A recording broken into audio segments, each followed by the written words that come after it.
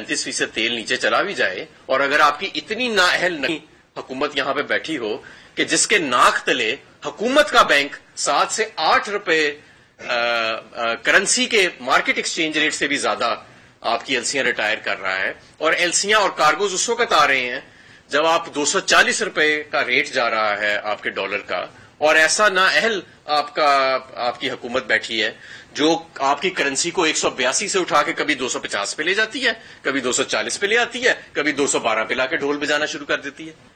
तो जब ये मामलात हों तो फिर आलमी मंडी के ऊपर नहीं कहा जाता कि जी पेट्रोल इसलिए सस्ता नहीं हो रहा क्योंकि आलमी मंडी, फिर कहा जाता है कि हुकूमत नाअहल है जिसकी वजह से तेल आपका सस्ता नहीं हो रहा। ये दुनिया में वाहिद पाकिस्तानी मुल्क है जहां पे अब तेल सस्ता नहीं हो रहा। उसकी वजह यह है कि ये जो इन्होंने पहले महंगे कार्गोज पे ज्यादा तेल मंगा लिया और उसके बाद जब डॉलर रेट अपने पीक पे था तो उस पे एलसीओ को रिटायर किया गया बैंकों में, और रिटायर भी किया गया तो उस महंगे रेट से भी 7-8 रुपए ज्यादा पे रिटायर किया गया, जिसकी वजह से आज पूरे पाकिस्तान की अवाम को जहां पे मुख्तलिफ शोबों में, जहां एनर्जी का लोड शेडिंग के जिम्रे में ये जो बेरोजगारी आ रही है, महंगाई आ रही है, वहां हर चीज मुसल्लत हुकूमत की नाकामी और नकम्मेपन की वजह से आम अवाम को सफर तो करना पड़ रहा है। वहां पे अब ये तेल की जो कीमत जहां नीचे जानी थी वहां पे अब ऊपर जा रही है, और ये प्योरली हुकूमत की नाकामी है। पूरी जिम्मेदारी से मैं कहता हूं प्योरली हुकूमत की नाकामी की वजह से। इसको ना तो ये आलमी मंडी पे डाल सकते हैं और ना ही किसी और चीज पे।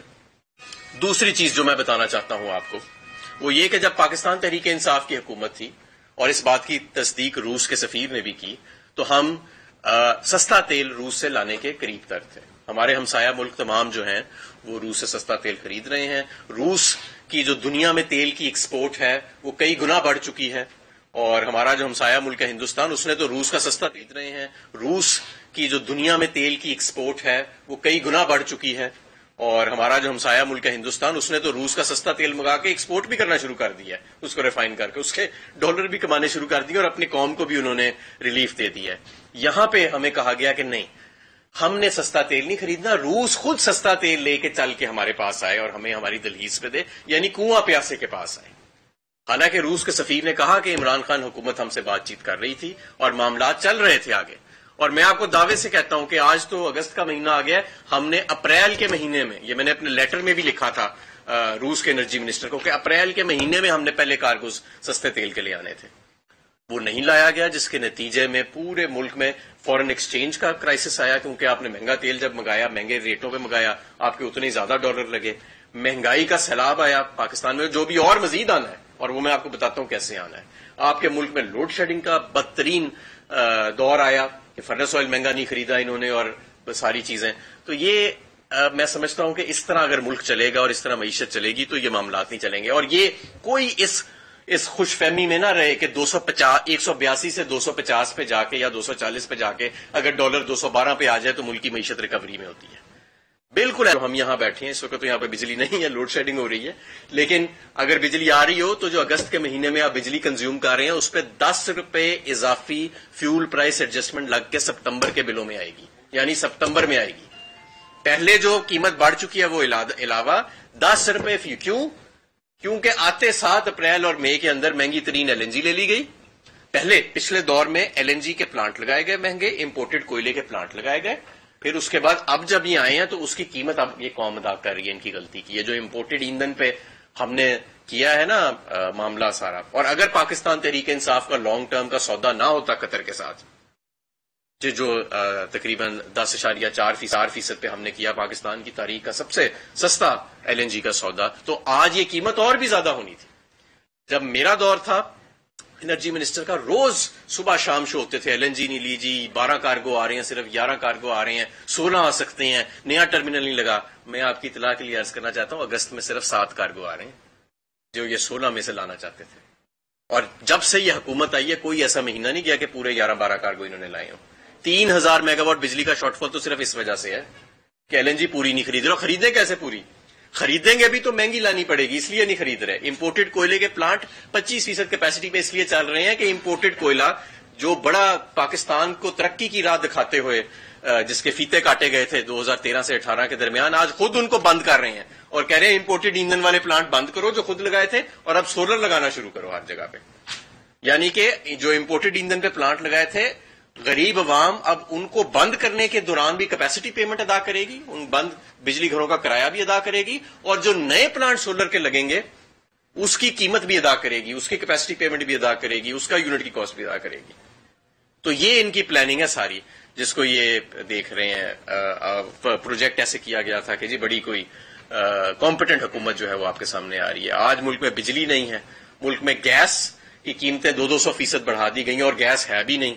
ایل این جی کی قیمت ہمارے دور میں $14-15 سے کبھی اوپر نہیں گئی. اس وقت صنعت کو $23 کی ایل این جی جا رہی ہے، $23 کی ایل این جی جا رہی ہے اس وقت صنعت کو، اور صنعت بند ہونے کے قریب آ چکی ہے. اور آپ کا ابھی مزید کنٹریکشن آنی ہے. ہمیں سامنے ایک ریسیشن نظر آ رہا ہے. آپ کہہ رہے ہیں نا جی میں نے ڈیفالٹ بچا لیا، ڈیفالٹ کے قریب تو لائے آپ خود تھے. ہمارے ٹائم پہ تو کوئی ڈیفالٹ کی پچھلی رپورٹ پڑھ لیں ہمارے دور کی IMF کی، کسی جگہ پہ کوئی ذکر ہے کہ بھئی کوئی کرائسس آنے والا ہے یا یہ اکانومی کرائسس میں ہے. 6% پہ معیشت بڑھ رہی تھی، زر مبادلہ کے ذخائر بڑھ رہے تھے.